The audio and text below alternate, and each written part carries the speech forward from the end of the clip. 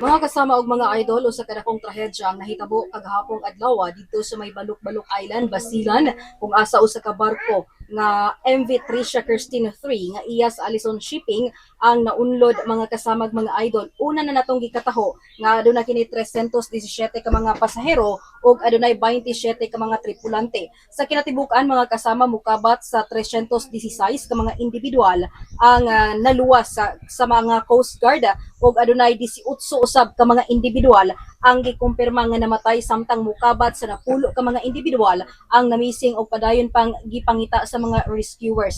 Apil sa mga na-rescue kagahapon mga kasama ang mga manag-igsuon nga taga Purok 5, Barangay Sayog, San Miguel, Zamboanga del Sur kun asa sakay sa maong barko mga kasama mga idol. Na-rescue kini sila si Aleo Biating, Alfersaide Biating, ilahang masamong nga si Joshua Ramos, ingon man si Ira May Biating nga sakay sa maong barko mga kasama. Karong orasa ani kita sa ilahang panimalay sa may Barangay Sayoga, San Miguel, aron nato ang sayran kung unsa ang ilahang nasinati kagahapon human nga nalunod ang barko nga ilahang gisakyan mga kasama og mga idol. Sir, live ta karon sa RMND XPR of 96.7 IFM Pagadian.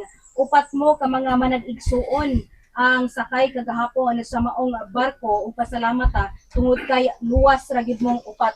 Pwede ba natong masayran sir nganong kamong upat sakay man mo niadtong maong barko kagahapon adlaw?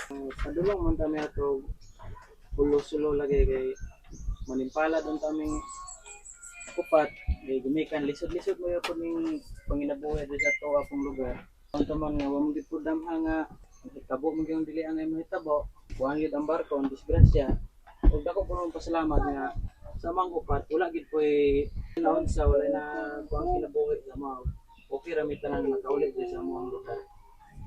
Kagahapon sir, unsa inyong obserbasyon sa maong barko nga inyong gisakyan? Tungod kay matod pa sa Philippine Coast Guard, silang ipagula nga statement nga dili overloaded ang maong barko. Kamo mismo nga nakasinati og sakay niadto nga barko, unsa may inyong obserbasyon niadto?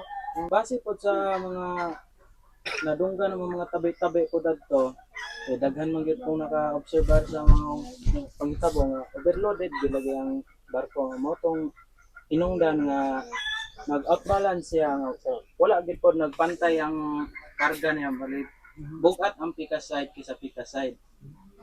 Na wala pa ko yung pas dagko nga balod mo tong wala kayo kakuha ng barko gyud. Ang ubang sakinan sa kuan ning kalas na ang ilang mga may hikot mong pagkalas sa hikot sa pika side nagtapok na halos ang mga sakinan mo hinungdan nga takilid yung samot ang kuan barko. Pagikan pa lang ninyo sa Zamboanga sir, anang unsa ba mong orasan gikan sa Zamboanga kagahapon? Ang ilang ikuan nga dapat 8 ay nakaano na larga na pero 8 sa gabi. Sa gabi sa gabi Kani atong nakalabay gabi itong 25. Yun mga alas 9 na kami nakalarga to. Yung mga 11 pa daw ng anong gabi nana daw kuan daw nga nisulod ng tubig sa barko. Nagdagan ng barko. Nagdagan ng barko nga nanay kuan nisulod ng tubig sa barko. Ang kakuan po nila nga doon pamanta daw ang Zamboanga daw wala na ni U-turn para mabalik na lang. Anong nilahos gyud. Kaya pagka alauna sa kadlaw na mo itong hitabuha nga natakilid na gyud siya taman. Mga anong orasa. Ang orasa Takilid ng barko. takilid na mga pagka 10 minutes siguro diretso na gid siya. Namatigdan pa ba ninyo sir anang mga alaunas kadlawon ang pagtakilid sa barko? Wala ra ba natulog ana kay ubang pasahero ato for sure natulog ito uban ato. Ako gyud tulog gyud ko kay ko atong panahon na tani mo una siya nakamatagan ni kong bayaw. Ayun gipukaw niya akong magulang bayi. Magulang bayi may gipukaw na ko. Then nagkuha na lagi kay kung magulang bayi po syempre bayi naratol gyud pod. Kung sa kabalugong sa iyang baton, mo itong ako lang pinag-guide nila nga magsuot na laro sa mga live vest. Akong isa ka magulang, kay mo manay nalahi na mo higdanan, dito mo sa pika side. Ako na to siyang kuhaan nga ng live vest niya. Nga mo siya nga dili daw, kaya pinaugnanan siya ha. Kung akong gikunita nga live vest, yatag na ko sa lain. Kaya pag katuwad na gyud sa barko, muna siya glayat, wa mo na siya dala. Kalower board din nakakita po siya styrofoam niya.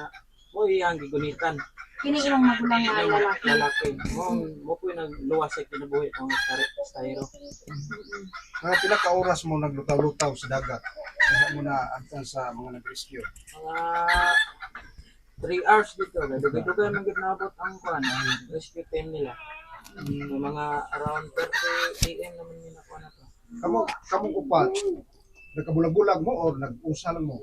Kani Na siya, samtang naglangoy-langoy mo sa dagat. kani ra gyud akong sa kamagulang mo nabulag na mo. Rin kaning tuhan ako ka kuan kani kong bayo kung igsoon. Moy na dol na ko. Rin kana kong igsoon isang bae, gihikot ko na siya kung lawas ang iyang kuan karon di na siya mabulag. Kay naman po ko iki tabangan nga isa di kabalo mo lang oy din ang isa. Kuan po nang ulay life vest. Ayun, nana po ilayan ning pato kay lahat ang isa mo. Wala lang po ko na kuan. Ako ron po kabalo mo lang ang nila. Ako ra po relax nga gamay mo. Wa ka maratol. Ako maratol ron tong hitabo kay silbi anad ang dagat po. Oh sila natabang ra po nako nga wala rin na kuan sa mo bali uno man may kabuk atong kuana na mo. Wala ra gyud na maluwas gyud wala gyud na daot naman ni kuan Katong upat mo sir, imong gipasabot unom. So katong duha lain tong nga mga tao inyo pong naluwas. Siguro mga kasama ato pong ikahinabi kini usan niya ka magulang tungod kay siya wala ni gisulob nga life vest ni atong tumura. Matod pa sa imong igsuon sir atong masahira unsa sa imong pangalan sir? Aliyo. Si Sir Aliyo mga kasama, wala ni siya nagsulob og life vest niya itong mga panahon na giunsa nimo pagluwas sa imong kaugalingon sir nga sa kusog sa balod lalumpa kayo ang dagat ug wa ka